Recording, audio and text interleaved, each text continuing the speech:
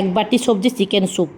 গরম পড়েছে, ওই রকম চিকেনের গ্রেভির ঝোল, বিরিয়ানি, চিকেন কিছুই খেতে ইচ্ছে করছে না।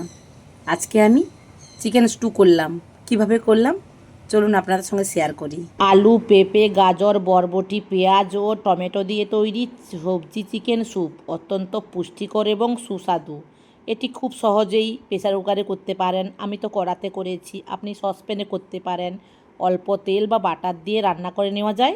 চিকেন 250 গ্রাম, সবজি আলু, পেঁপে, গাজর, বরবটি ছোট টুকরো করে কাটা, পেঁয়াজ কুচি, টমেটো কুচি, রসুন কুচি, আদা কুচি, 1 টেবিল চামচ মাখন অথবা তেল, গোলমরিচ গুঁড়ো, লবণ আর জল তো লাগবে। কড়াতে তেল বা মাখন গরম করে আদা, রসুন ও পেঁয়াজ কুচি হালকা সোনালি করে ভেজে নিন। এবার এতে চিকেনের টুকরোগুলো দিয়ে 2-3 মিনিট ভাজুন। কেটে রাখা সবজি এবং টমেটো দিয়ে আরও কিছুক্ষণ নাড়ুন।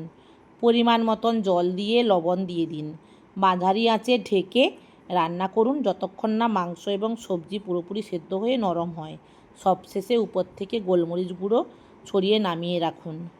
কর্নফ্লাওয়ার দিই হালকা করে, যাতে একটু ঘন হওয়ার জন্য, সেদ্ধ হওয়ার জন্য আমি গরম জল ব্যবহার করি।